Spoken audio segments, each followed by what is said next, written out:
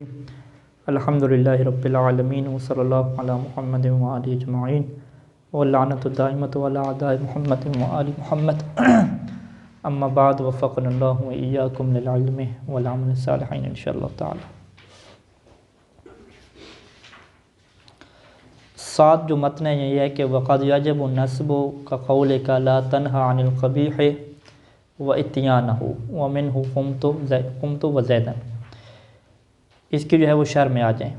للاسم الواقع بعد الواو المسبوقۃ بفعل او فی معناہ ثلاث حالات، کہ وہ اسم کہ جو واو کے بعد واقع ہوتا ہے، اور واو بھی کون سی ہوتی ہے؟ المسبوقۃ بفعل، اس واو سے پہلے کوئی فعل ہوتا ہے، او فی معناہ، یا ایک ایسی چیز ہوتی ہے جو فعل کے معنی میں ہوتی ہے۔ فعل کے معنی میں یعنی اس میں فاعل اور اس میں مفعول، فعل کے معنی میں۔ تو یہ جو اسم ہے اس کے تین حالات ہیں، ٹھیک ہے۔ بعض جگہوں پہ نصب دینا واجب ہے، بعض جگہوں پہ نصب نہیں دیتے، رفع دیتے ہیں، بعض اس طریقے سے تین حالات کیا بیان کرتے ہیں۔ پہلی جو حالت ہے کہ انہ یجب نصب المفعولیت ہے، کہ مفعول معہ بنا کر اسے نصب دینا کیا واجب ہے مفعولیت کی بنیاد پہ۔ وہ کب ہوتا ہے کہ وذالک اذا کان العطف ممتنعا، کہ ہم کہیں کہ بھئی اگر آپ مفعول معہ نہیں بناتے۔ مفعول معہ کا مطلب کیا ہے کہ یہ جو واو آئی ہے اس واو کو ہم مع کے معنی میں کریں گے۔ ہم کہتے ہیں کہ چلیں آپ واو کو مع کے معنی میں نہ کریں بلکہ آپ عطف کر لیں، یعنی اور کے معنی میں کریں، تو کیا معنی آپ کا درست بنے گا؟ کہتے ہیں نہیں، معنی درست نہیں بنتا۔ یعنی اذا کان العطف ممتنعا، جب عطف کیا ہو جائے؟ ممتنع، محال ہو جائے، متعذر ہو جائے۔ جب عطف والا کوئی معنی سیدھا ہی نہیں ہو رہا تو پھر آپ کی آخری مجبوری کیا بچتی ہے کہ وہی واو کو مع کے معنی میں لو اور مفعول کی بنیاد پہ سے کیا کرو؟ منصوب کر دو۔ یہ جو ممتنع ہے کہ عطف بھی کیوں نہیں بن رہا، وجہ کیا بن رہی ہے؟ لمانع، کوئی مانع آ چکا ہے، مانع یعنی رکاوٹ۔ اب وہ جو معنی ہے، جو چیز منع کر رہی ہے کہ یہ عطف نہیں بن سکتا، وہ معنی معنوی ہو یا کیا اس سے نائی ہو؟ معنوی یعنی معنی نہیں بن پا رہا، کہ معنی بالکل کیا الٹ بن رہا ہے، وہ جو معنی بیان کرنا چاہتا ہے وہ والا معنی نہیں بنے گا۔ اگر آپ واو سے کیا مراد لیں گے؟ واو عطف لیں گے، واو کو مع کے معنی میں نہیں لیں گے تو معنی ٹھیک نہیں بنتا۔ دوسرا کیا ہے؟ صناعی ہے، کہ معنی تو چلیں بن جائے گا لیکن جو قواعد ہیں نحو کے اس کے خلاف کیا بات چلی جائے گی۔ صناعی کسے کہتے ہیں؟ صناعی کہ صنعت نحو جو ہے، جو نحو کی صنعت ہے، جو قواعد ہے، اس سے کیا ہے آپ کو پھر ہاتھ اٹھانا پڑے گا۔ آپ کہ اپنا معنی سیدھا کر لو لیکن عربی کا کیا ہے بیڑا کر دو، یعنی جو صنعت عرب ہے، جو صنعت عربی ہے، اس کو کیا ہے پھر آپ کو دھونا پڑے گا، ہاتھ دھونا پڑے گا۔ تو یعنی یہ دو مجبوریاں ہیں کہ جس کی بنیاد پہ عطف نہیں ٹھیک بن رہا۔ فالاول، اول سے کیا مراد ہے؟ یعنی عطف ممتنع ہے کس کی وجہ سے؟ معنوی طور پہ مشکل آ گئی ہے۔ لا تنہا عن القبیح واتیانہ، کہ قبیح سے تم نہ روکو، واتیانہ، اور اس کے انجام دینے سے کیا نہ روکو، ٹھیک ہے۔ تو اگر یہاں پہ آپ یہ کہتے ہیں کہ ہم عطف کرتے ہیں، ٹھیک ہے جی، لا تنہا، تم نہ روکو، کس سے جی؟ عن القبیح،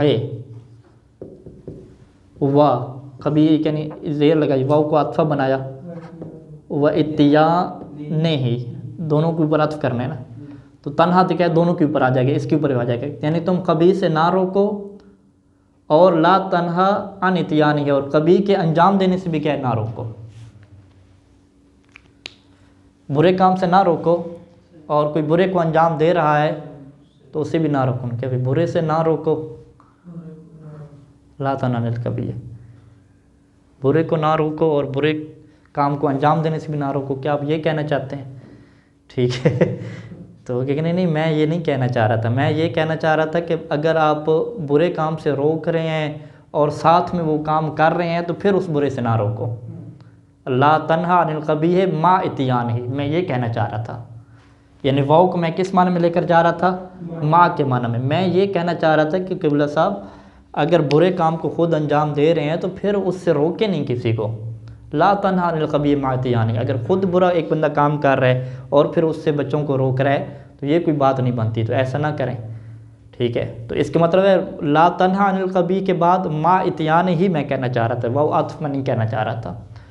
تو اب ہم نے کیا کیا، ہم نے کہا کہ اگر آپ کی واو کو ہم عطف بناتے ہیں تو جو آپ کا معنی ہے وہ سارا کیا ہے، ختم ہو جائے گا، اور اگر واو کو عطف نہیں بناتے، واو کو بمعنی ما کے بناتے ہیں، تو پھر آپ کی بات کیا ہو جائے گی، درست ہو جائے گی۔ تو لہٰذا ہم کیا کہیں گے کہ یہاں پہ فقط ایک ہی آپشن ہے کہ آپ واو کو ما کے معنی میں رکھیں اور عطف نہ قرار دیں، اور اس کے بعد والے کو کیا بنائیں آپ، مفعول معہو آپ بنائیں، ٹھیک ہو جائے گا۔ تو یہ آپ کو کرنا پڑے گا، لأن المعنى علی العطف، کیونکہ عطف کی بنیاد پہ معنی کیا بنے گا کہ لا تنہا عن القبیح وعن اتیانہ، کہ آپ کبھی سے بھی نہ روکیں اور کبھی کو انجام دینے سے بھی نہ روکیں۔ وہذا تناقض، اور یہ کیا ہے، اس کی بات میں کیا ہے، تناقض ہے۔ تناقض کیسے ہے ابھی؟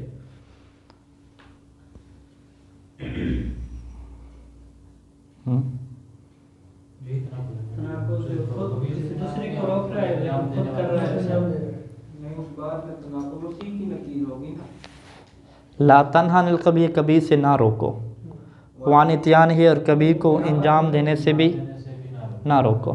یہ نقیض ہے، ایسے نقیض ہے، یعنی اتیان ہی وہ خود انجام دینے کا معنی نہیں، بلکہ لا تنہا عن القبیح، کبھی سے بھی نہ روکو اور اس کے انجام دینے سے بھی نہ روکو، یعنی اس کی بات میں تضاد ہے۔ بات میں کیسے تضاد ہے؟ کبھی سے نہیں روک رہا، برے کام سے نہیں روک رہا، تو برے کے انجام دینے سے بھی نہیں روکے گا نا۔ یہ تو باتیں سیم بن رہی ہیں نا، ٹھیک بن رہی ہیں نا، اس میں تناقض تو نہیں ہے نا، برے کام سے بھی نہ روکو، برے کام کے انجام دینے سے بھی نہ روکو۔ یہاں پر انہوں نے ما کا معنی نہیں کیا نا، ان کا معنی کیا، عطف کا معنی، عطف کا معنی کیا، عطف کے معنی ترجمہ کیا، برے کام سے نہ روکو اور اس کا انجام دینے سے بھی نہ روکو۔ تو اس سے ہم یہ پھر یوں تابع کہیں نقض الغرض ہے، یعنی متکلم کی جو غرض اور مقصد ہے نا وہ ٹوٹ جائے گی، یوں کہنا چاہیے نا۔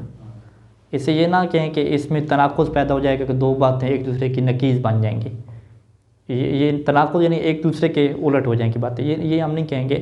ہم کہیں گے کہ اس میں جو متکلم کی غرض اور مقصد تھا وہ ٹوٹ جائے گا، ٹھیک ہے۔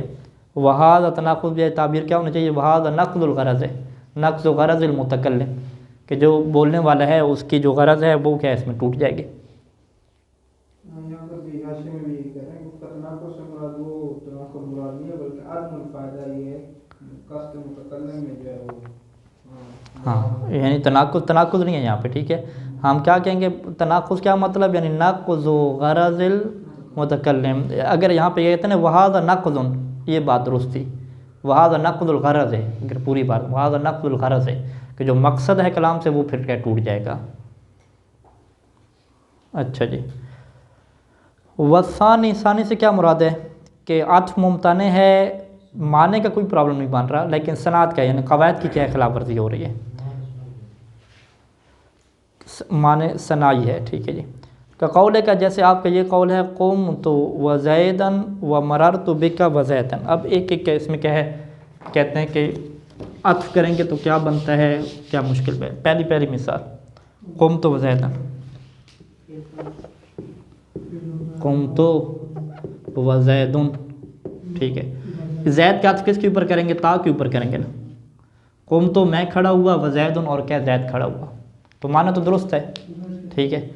چاہے آپ یہ کہیں کہ میں زید کے ساتھ کھڑا ہوا، یعنی واو کو کس معنی میں لے لیں، ما کے معنی میں لے لیں، پھر بھی معنی ٹھیک ہے کہ میں زید کے ساتھ کھڑا ہوا، یعنی دونوں کھڑے ہوئے۔ یا یہ کہیں گے کہ میں کھڑا ہوا اور زید کھڑا ہوا، معنی کیا، دونوں سیم ہیں، واضح کہ میں کھڑا ہوا اور زید کھڑا ہوا، یا میں زید کے ساتھ کھڑا ہوا، معنی کے اعتبار سے کوئی خاص فرق نہیں پڑتا۔ لیکن مشکل کیا پیش آتی ہے کہ جب آپ یہ عطف کریں گے تو زید کا عطف کس کے اوپر ہوتا ہے، تو ضمیر کے اوپر ہوتا ہے، تو آپ کہیں گے پھر کیا پرابلم ہے، تو ضمیر کے اوپر ہو جائے، کہتے ہیں کہ تو ضمیر اس کے ساتھ کیا ہے، متصل ہے، تو ہم کہیں پھر کیا پرابلم ہے، کہتے ہیں پرابلم یہ ہے کہ نحویوں کا یہ قانون ہے کہ اگر کسی ضمیر کے اوپر عطف کرنا ہو تو وہ ضمیر متصل نہیں ہونے چاہیے، اس ضمیر کو کیا ہونا چاہیے، منفصل کرنا چاہیے، یعنی قم تو انا، بعد میں انا کہنا چاہیے، یا قام انا کہنا چاہیے، پھر انا کر کے اس کے اوپر کیا ہونا چاہیے، عطف ہونا چاہیے، تو یہ نحوی اعتبار سے کیا بنے گی، بات ٹھیک بنے گی۔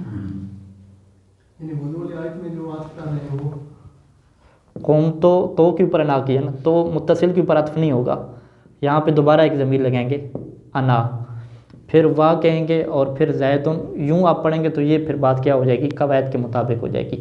جبکہ یہ والی بات جو عطف وغیرہ کریں گے تو یہ قواعد سے کیا ہٹ کے ہے، یعنی ضمیر متصل کے اوپر عطف نہیں ہوتا، ہمیشہ عطف کون سی ضمیر کے اوپر ہوتا ہے؟ جو ضمیر منفصل ہو اس کے اوپر کیا ہوتا ہے؟ عطف ہوتا ہے، یہ قانون ہے۔ تو لہٰذا ہم کیا کہیں گے کہ یہاں پہ واو کو عطف بنانے میں مشکل کون سی پیش آئی ہے؟ معنی کی مشکل پیش نہیں آئی، بلکہ مشکل یہ پیش آ رہی ہے کہ چونکہ یہاں پہ تو متصل ضمیر کھڑی ہوئی ہے، تو متصل کے اوپر آپ کو کیا کرنا پڑے گا؟ عطف کرنا پڑے گا۔ متصل کے اوپر عطف کرنا یہ نحویوں کے مطابق کیا ہے؟ صحیح نہیں ہے، صنعت حرف کے خلاف۔ اچھا جی، یہ اما الاول خود بیان کرتے ہیں۔ اما الاول، یہ جو پہلی مثال ہے قمت زیدن، فَلِأَنَّهُ لَا يَجُوزُ الْعَطْفُ عَلَى الضَّمِيرِ الْمَرْفُوعِ الْمُتَّصِلِ، ہر ضمیر متصل نہیں بلکہ ضمیر مرفوع متصل، کہ عطف جائز نہیں ہوتا اس ضمیر کے اوپر جو ضمیر مرفوع ہو اور کیا ہو؟ متصل ہو۔ ہم منصوب کے اوپر ہو سکتا ہے، مجرور کے اوپر ہو سکتا ہے، ٹھیک ہے۔ الا بعد توکید، مگر یہ کہ آپ بعد میں تاکید لے کر آئیں، بے ضمیر منفصل، ایک ایسی ضمیر کے ساتھ کہ جو ضمیر کیا ہو؟ منفصل ہو۔ یعنی قومتوں میں معنی تو پورا ہو گیا نا، میں کھڑا ہوا، یہ انا کیا چیز ہے؟ دوبارہ دو میں تو نہیں ہے نا، تو اس انا کو کیا کہتے ہیں کہ یہ پہلے کی کیا کر رہا ہے؟ تاکید میں آ رہا ہے۔ یعنی اردو میں اگر اس کا ترجمہ کرنا چاہیں تاکید والا تو کیا ترجمہ کریں گے کہ میں ہی کھڑا ہوا، یوں تاکید بنے گی نا، یقیناً میں کھڑا ہوا، تاکید کے الفاظ اردو میں یقیناً ہے، میں ہی ہیں، اس طرح کے، یا با تاکید سیدھے سیدھے معنی کیا رکھے ہوتے ہیں؟ با تاکید میں کھڑا ہوا، ٹھیک ہے، یوں کر کے کہنا پڑے گا۔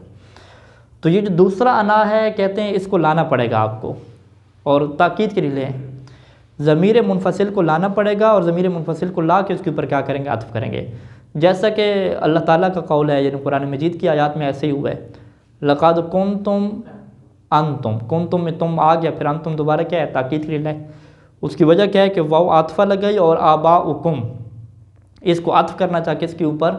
کنتم کی تم کے اوپر نہیں عطف کیا، بلکہ انتم کے اوپر کیا عطف کیا ہے؟ تو یہ عطف کس کے اوپر ہو رہا ہے؟ ضمیر مرفوع منفصل کے اوپر عطف ہو رہا ہے، یعنی تم اور تمہارے آباء و اجداد کیا ہیں؟ فی ضلال مبین، کھلی گمراہی میں ہیں، ٹھیک ہے۔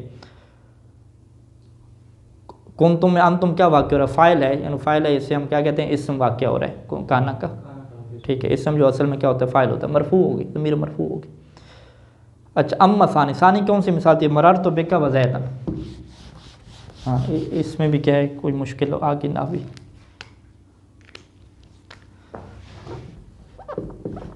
مررت بک وزیدن، وزیدن کہیں یا وزیدن کہیں؟ اگر عطف کرنا ہے زیدن کریں گے نا، مررت بک وزیدن، بک کا کہہ رہے ہیں خاتون، ہاں مادی بنے، ٹھیک ہے، مررت بک وزیدن۔ تو یہ ہم نے کیوں کہا مررت بک وزیدن؟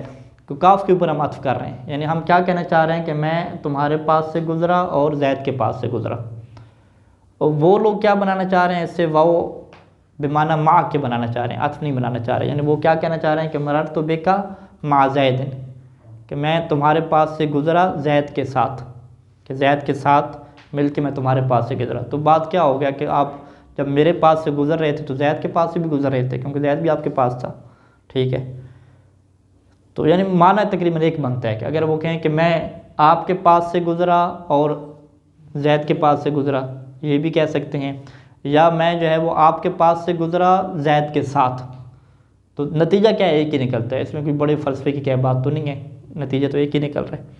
لیکن کہتے ہیں کہ یہاں پہ اب زید کا کس کے اوپر کر رہے ہیں؟ کاف ضمیر کے اوپر کر رہے ہیں، اور کاف ضمیر کیا مجرور ہے، ٹھیک ہے۔ تو یہاں پہ ایک قانون کا یہ ہے کہ ضمیر مجرور کے اوپر عطف کرنا درست نہیں ہوتا، مگر جو حرف جارہ ہے اس کا دوبارہ آپ کو کیا کرنا پڑتا ہے؟ اعادہ کرنا پڑتا ہے۔ مررت بک و بزیدن، دوبارہ کیا بے زیدن کہنا پڑتا ہے، ٹھیک ہے۔ تو یہ قانون کیا ہے یہاں پہ؟ کیا ہے صنعت کا یہ قانون کیا ٹوٹ جاتا ہے یہاں پہ، صنعت کے مطابق یہ جملہ کیا کہلائے گا؟ غلط کیا کہلائے گا؟ کیوں؟ کیونکہ یہاں پہ تکرار نہیں ہے حرف جر کا، تکرار ہونا چاہیے تھا حرف جر کا، مررت بک و بزیدن۔ اما ثانی مررت بک و زیدن کی کیوں مشکل ہے اگر واو عطف یہاں پہ بناتے ہیں؟ فلأنه لا يجوز العطف علی الضمیر المخفوض، اس ضمیر کے اوپر عطف جائز نہیں ہوتا کہ جو مجرور ہو، الا باعادۃ الخافض، مگر یہ کہ آپ کس کا اعادہ کریں؟ خافض یعنی جار، جو جار دے رہا ہے اس کا آپ یاد کریں. جیسے قرآن مجید میں ہے وَعَلَيْهَا وَعَلَى الْفُلُكِ، ٹھیک ہے، اس کے اوپر اور کشتیوں کے اوپر تمہیں کیا ہے سوار کیا جاتا ہے. تو علی الفلوکے، فلوکے کا عطف کس کے اوپر کیا؟ علیہا کے اوپر عطف کیا، ہا کے اوپر کیا، لیکن اس کے ساتھ کیا الگ سے کیا اعلیٰ کو اعادہ کیا، تب جا کے عطف کیا، یعنی بغیر حرف جار لائے کہ عطف یہاں پہ سیدھا سیدھا نہیں کر دیا. تو پھر کیا یعنی پھر کیا خلاصہ نکلے گا کہ یہ جو دو مثالیں ہیں قمت وزیدن اور مررت بک زیدن میں آپ واؤ کو ہمیشہ ما کے معنی میں بنانا پڑے گا اور زید کو کیا بنانا پڑے گا؟ مفعول معہ بنانا پڑے گا، کیونکہ عطف والے آپشن میں آپ پھنسیں گے، یا قواعد میں پھنسیں گے یا معنی میں پھنسیں گے، اور یہ دو مثالیں کس کی تھیں؟ قواعد میں پھنسنے والی مثالیں تھیں. وَمِنَ النَّحْوِيِّينَ، اور نحویوں میں سے کچھ ایسے بھی ہیں من لم یشترط، جو شرط نہیں لگاتے فی المسئلتین، یہ جو دو مسئلے ہیں. دو مسئلے کون سے ہیں؟ پہلے مثال میں کون سا مسئلہ تھا؟ ضمیر مرفوع متصل کے اوپر عطف کرنے والا مسئلہ. اس میں انہوں نے کیا شرط لگائی کہ بھئی ضمیر مرفوع متصل کے اوپر عطف جائز ہے، لیکن شرط کیا رہے گی کہ آپ منفصل لے کر آئیں گے تاکید کے طور پہ، اور پھر منفصل کے اوپر کیا کریں گے؟ آپ عطف کریں گے. ٹھیک ہے. دوسرا مسئلہ کیا تھا کہ ضمیر مجرور کے اوپر عطف جائز نہیں ہے، مگر کب جائز ہے؟ کہ جب حرف جر کا دوبارہ کیا کریں گے؟ ریپیٹ کریں گے، اعادہ اس کا کریں گے. تو انہوں نے شرط لگائی. ابن ہشام کہتے ہیں کہ ہم لوگ تو شرط لگاتے ہیں، لیکن من النحویین، کچھ نحوی ایسے بھی ہیں کہ من لم یشترط فی المسئلۃ شیئا، کہ جو ان دو مسئلوں میں کسی چیز کی شرط نہیں لگاتے، یعنی وہ کہتے ہیں کہ بھئی حرف جارہ کا یہاں پہ تکرار کیے بغیر بھی عطف ہو سکتا ہے. فعلی قولہ، یعنی فعلی قولہ، یعنی فعلی قول النحویین، جو من النحویین، من کیا بعض ہو گیا نا، بعض نحوی، یعنی فعلی قول بعض النحویین، پس بعض نحویوں کے قول کی بنیاد پہ کیا ہو جائے گا؟ یجوز العطف، یہاں پہ عطف جائز ہو جائے گا اور کسی قانون کی خلاف ورزی لازم نہیں آئے گی.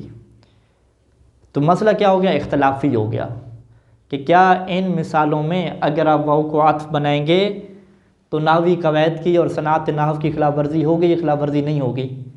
تو مصنف کیا کہتے ہیں کہ اصح ترین نظریہ یہ ہے کہ خلاف ورزی ہوگی، تو لہٰذا آپ عطف نہ بنائیں، بلکہ آپ کیا بنائیں؟ واؤ کو بمعنی مع کے بنا کے مفعول معہ بنائیں. ولہذا قلت، اسی وجہ سے مصنف کہتے ہیں، اسی وجہ سے میں نے متن میں علی الاصح کی قید لگائی ہے. میں نے کہا کہ علی الاصح فیہما، کہ صحیح ترین جو نحو کا نظریہ ہے، جو میرا ہے اور باقی نحویوں کا ہے، اس کے مطابق کیا ہے؟ ان دو مثالوں میں عطف کیا جائز نہیں ہے. چونکہ عطف جائز نہیں ہے تو لہٰذا آپ کو کس طرف جانا پڑے گا؟ مفعول معہ کی طرف کیا آپ کو جانا پڑے گا. ہاں جی، واضح ہے انشاءاللہ بات. اچھا، یہ کیا تھا؟ پہلا مسئلہ تھا. تو پہلے مسئلے کا خلاصہ کیا ہوا کہ اگر واؤ کے بعد کوئی اسم آ جاتا ہے اور واؤ سے پہلے کیا ہے؟ فعل ہے، تو اگر وہاں پہ عطف بننا ناممکن ہو، یا تو معنی خراب ہو جاتا ہو یا قواعد کی خلاف ورزی ہوتی ہو، تو پھر اس واؤ کو آپ ما کے معنی میں لے جائیں اور واؤ کے بعد والی چیز کو آپ کیا بنا دیں؟ مفعول معہ بنا دیں. یہ پہلا مسئلہ ہو گیا. دوسرا مسئلہ جی، وثانیاً دوسرا مسئلہ، ان یترجح المفعول معہ علی العطف، کہ مفعول معہ راجح ہو، کس کے اوپر راجح ہو؟ عطف کے اوپر.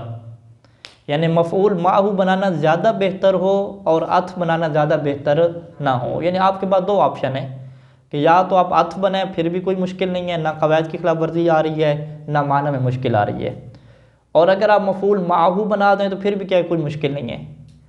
تو اس صورت میں کیا کہتے ہیں مصنف کہ اس صورت میں مستحب کیا ہے، راجح کیا ہوتا ہے اس دوسرے مسئلے میں، کہ آپ اسے کیا بنائیں؟ مفعول معہ بنائیں. یعنی مفعول معہ کا بنانا زیادہ کیا راجح اور رجحان رکھتا ہے وہاں پہ. یہ کہاں پہ ہوتا ہے؟ وذالک نحو قولک، کہ جیسے آپ یہ کہتے ہیں کہ کن انت وزیدن کالاخ، کہ تم اور زید ہو جاؤ کس کی طرح؟ بھائی کی طرح. اب اس میں ایک دفعہ ہم واؤ کو عاطفہ بناتے ہیں، ایک دفعہ واؤ کو ہم ماں کے معنی میں بناتے ہیں. کون کے اندر ضمیر متصل تھی نا، اس کو باہر نکال دیا ہم نے. کون انت، آگے کیا کہا؟ وزیدن کالاخ، تم اور زید دو کیا نام بھائی کی طرح ہو جاؤ. تم اور زید کیا ہے؟ بھائی کی طرح ہو جاؤ. اچھا جی، انت کیا واقع ہو رہا ہے یہاں پہ؟ مرفوع تو نہیں ہے. کون کہاں؟ کون کا اسم ہے؟ مرفوع ہے. ٹھیک ہے، پھر وزیدن کیوں کہا؟ ہاں، یہ عطف نہیں ہوا. ٹھیک ہے، ہم کہتے ہیں جی ہم عطف کرتے ہیں، عطف کریں گے تو ہم کیا کہیں گے؟ وہ زیدن کہیں گے، ٹھیک ہے جی. کن انت و زیدن، زید کا عطف کس کے اوپر کیا؟ انت. انت کیا ضمیر منفصل ہے، متصل تو نہیں ہے، منفصل کے اوپر عطف ہو رہا ہے اور یہ عطف کیا جائز ہے. اچھا معنی میں کیا مشکل پیش آئی؟ کہتے ہیں معنی میں کوئی مشکل نہیں پیش آئے گی کہ تم بھی ہو جاؤ اور زید بھی ہو جاؤ. کیسے ہو جاؤ؟ بھائی کی طرح ہو جاؤ، کہ تم اور زید کیا ہے؟ بھائی کی طرح ہو جاؤ، ٹھیک ہے. فرق کیا رہے گا کہ اگر ہم عطف کریں گے تو اب کن میں اس نے حکم کس کو دیا ہے؟ انت کو بھی اس نے حکم دیا ہے کن والا، اور یہی حکم اس نے کس کو دیا ہے؟ زید کو بھی دیا ہے، ٹھیک ہے. تو بعض اوقات ایسا ہو سکتا ہے کہ ایک متکلم فقط اپنے بیٹے کو کہہ رہا ہو، یعنی ایک بیٹا اس کا آیا ہوا ہے اور بیٹے کے ساتھ کیا ہے؟ دوسرا زید اس کا دوست آیا ہوا ہے. وہ بیٹے کو کہہ رہا ہو کہ بیٹا تم کیا ہے زید کے ساتھ کیا ہے؟ بھائی کی طرح رہو. بعض اوقات یہ بھی ہوتا ہے. اور آج کل کے زمانے میں ظاہری بات ہے اپنے بیٹوں کو کہنا مشکل ہے، چاہیے کہ دوسرے کے بیٹوں کو کہیں، ٹھیک ہے. تو ہم یہ کہہ سکتے ہیں کہ وہ جو بندہ ہے وہ جب آرڈر کر رہا تھا کون کے ذریعے سے، تو وہ کس کو آرڈر کرنا چاہ رہا تھا؟ فقط اپنے بیٹے کو کہنا چاہ رہا تھا. ہاں آپ کہتے ہیں یہ مشکل نہیں ہے کہ اگر اس کو بھی کہتے تو کوئی مشکل کوئی بنتی ہے، دو بچوں کو دونوں کو حکم دے رہا ہے، کوئی اس میں ایشو تو نہیں ہے. وہ کہتے ہیں ہاں ایشو تو نہیں ہے لیکن میں کیا رسک نہیں لے سکتا، ٹھیک ہے. اپنا جو بچہ ہے اس کو تو میں حکم دوں گا لیکن دوسرے کے بچے کو کیا حکم نہیں دوں گا. تو لہٰذا میں اپنے بچے کو حکم دوں گا، دوسرے کے بچے کو حکم نہیں دوں گا. کیا مطلب؟ یعنی میں اپنے حکم کا عطف نہیں کروں گا اس کے اوپر. یہ جو صورتحال ہے نا یہ رسک والی صورتحال ہے کہ میں تمہیں بھی حکم دیتا ہوں کہ تم بھی ہو جاؤ، اور وزیدن اور زید تم سن لو تم بھی ہو جاؤ، تم دونوں کیا ہو جاؤ؟ بھائی کی طرح ہو جاؤ، ٹھیک ہے. تم بھی بھائی کی طرح ہو جاؤ اور تم بھی کیا بھائی کی طرح ہو جاؤ. تو وہ کہتا ہے کہ نہیں میں دونوں کو حکم نہیں دینا چاہتا، میں فقط کس کو حکم دینا چاہتا ہوں؟ انت کو. ہم کہتے ہیں اچھا انت کو حکم دینا چاہتے ہیں تو پھر راجح کیا ہے؟ آپ یہاں پہ کیا ہے؟ زیدن کو کیا بنائیں آپ؟ مفعول ماہو بنائیں. یعنی آپ یوں کہنا چاہتے ہیں کہ کن انت مع زیدن، کہ تم ہو جاؤ زید کے ساتھ کیسے ہو جاؤ؟ کل اخ کی طرح. تو یہ کیا ہے رجحان، یہ چیز راجح ہے. زیادہ راجح کیا ہے کہ ایک بندہ جب حکم دینا چاہ رہا ہے تو ہو سکتا ہے وہ دونوں کو نہیں دینا چاہ رہا، وہ فقط کیا ہے ایک کو کیا حکم دینا چاہ رہا ہے، ٹھیک ہے. اچھا اگر دونوں کو حکم دینا چاہتا تو وہ کہتے ہیں کہ اگر دونوں کو حکم دینا چاہتا نا تو یہاں پہ کل اخ نہ کہتا بلکہ کل اخوین کہتا، تثنیہ کا صیغہ لے کر آتا کہ تم اور زید دو بھائی بن جاؤ، ٹھیک ہے. جب اس نے اخوین کا صیغہ نہیں لایا، اخ مفرد کا صیغہ لایا ہے، اس کے مطلب ہے فقط انت کو کہنا چاہتا ہے کہ بھئی تم جو ہے نا اس کے بھائی بن جاؤ، یہ کہنا چاہتا ہے. کن انت مع زید کل اخ، کہ تم زید کے ساتھ بھائی کی طرح بن جاؤ، یہ اس سے کہنا چاہتا ہے. اگر وہ یہ کہنا چاہ رہا ہوتا نا کہ تم بھی اور زید دونوں کو حکم دے رہا ہوتا تو پھر دونوں کو کہتا کہ تم دونوں دو بھائیوں کی طرح آپس میں بن جاؤ، ٹھیک ہے. تو لہٰذا مصنف کیا کہتے ہیں کہ یہاں پہ الاخ کا کیا آنا جی ہمارے پاس مفرد آنا یہ اس قول کو کیا کرتا ہے؟ ثابت کرتا ہے، اس کو ترجیح دیتا ہے کہ اس کے ذہن میں واقعاً یہ والی بات ہے کہ وہ اس سے کہنا چاہ رہا ہے کہ تم بھائی کی طرح بن جاؤ زید کے ساتھ. واضح مطلب. تو لہٰذا اسی مثال میں کیا کہتے ہیں کہ اگر یہ نام بھی بنایا تو بات تو بن سکتی ہے، یعنی کل اخ کی ہم تھوڑی تعویل کر لیں گے تو، لیکن راجح پھر بھی کیا رہے گا کہ آپ جو ہے وہ ماں کے معنی میں کیا ایسے بنائے ہیں. اچھا یہ دیکھیے گا مصنف سے کیا سمجھاتے ہیں یہاں پہ. کن انت وزید کلا وذالک لانک لو عطفت زیدا علی الضمیر فی کن، کیونکہ اگر آپ زید کو عطف کریں گے اس ضمیر کے اوپر جو کن میں ہے، ٹھیک ہے. حالانکہ کن میں ضمیر نہیں ہے بلکہ ضمیر تو باہر آ گئی ہے نا، انت یعنی، ٹھیک ہے. وہ فی کن تو نہیں ہے نا، باہر آ چکی ہے. تو لازم ان یکون، تو یہ لازم ہو جائے گا کہ ان یکون زید معمورا، کہ زید بھی پھر کیا بن جائے؟ معمور بن جائے. یعنی پھر حکم فقط انت کو نہیں ملا بلکہ زید کو بھی کیا ملا ہے؟ حکم ملا ہے. وانت لا تريد ان تأمره، اور آپ نہیں چاہتے کہ زید کو کیا ہے؟ حکم دیں. کیوں نہیں چاہتے؟ ممکن ہے وہ آپ کا بیٹا نہ ہو، ٹھیک ہے. کیوں؟ وانما تريد، کیونکہ آپ چاہتے ہیں کہ ان تأمر مخاطبک، کہ آپ فقط اپنا جو مخاطب ہے نا انت، اس سے آپ حکم دیں. کیا حکم دیں؟ کہ بأن یکون معہ کالاخ، کہ وہ اس کے ساتھ بھائی کی طرح بن جائے. آپ بات قد یہ کہنا چاہتے ہیں. تو جب آپ یہ کہنا چاہتے ہیں تو پھر آپ کی گفتگو کے معنی اور مفہوم کے مطابق راجح کیا بنتا ہے کہ آپ واو کو کیا عطف نہ بنائیں بلکہ واو کو کیا بنائیں؟ ماں کے معنی میں بنائیں.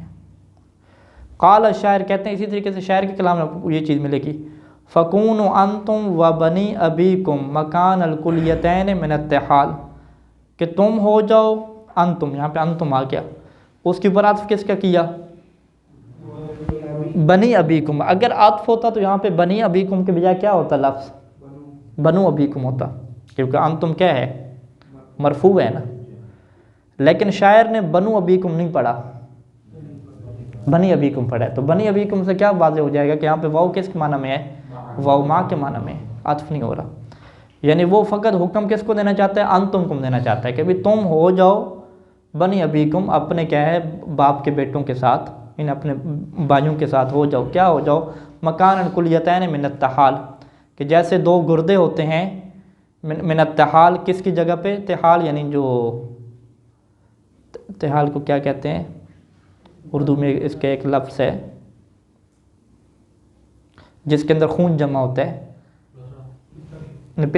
پتا، ایک اور جو ہوتی ہے جانوروں میں تلی شاید کہتے ہیں، لفظ تلی، ہاں تحال اور تلی، لفظ تلی سننا ہوگا، یعنی وہ کھانا جس کا حرام ہے، اس کے اندر خون جمع ہوتا ہے، ٹھیک ہے۔ تو وہ کہتے ہیں گردوں کے نیچے ہوتی ہے، شاید گردوں کے سینٹر میں، گردوں کے نیچے ہوتی ہے، کہ تم دونوں جو ہے دو گردوں کی جگہ پہ ہو جاؤ من التحال، تلی والے کیا ہے مکان پہ، یعنی تلی والی جو جگہ ہوتی ہے وہاں پہ جو کہ دو گردے ہوتے ہیں، تم کیا ہے دو گردوں کی طرف مان جاؤ۔ دو گردے کیا مطلب کہ دونوں مل کے رہو اور مل کے کیا کرو؟ سپورٹ کرو۔ لگتا ہے کہ شاید کوئی حکیم ہے یا ڈاکٹر ہے، ٹھیک ہے، اس طرح کی مثالیں، یا قصائی بھی ہو سکتا ہے، قصاب بھی ہو سکتا ہے، ٹھیک ہے۔ تو بہرحال شاہد مثال کیا ہے؟ وَبَنِي أَبِيكُمْ ہے، کہ بنو ابیکم کے بجائے اس نے کیا پڑھا جی؟ بنی ابیکم پڑھا۔ وَقَدْ اسْتُفِيدَ مِن تَمْثِيلِ بِكُنْ أَنْتَ وَزَيْدٌ كَالْأَخِ، یہ جو میں نے مثال دی ہے کن انت وزید کالأخ، اس سے استفادہ کیا جاتا ہے کہ ان ما بعد المفعول معه یکون علی حسب ما قبلہ فقط۔ اللہم صلی علی محمد۔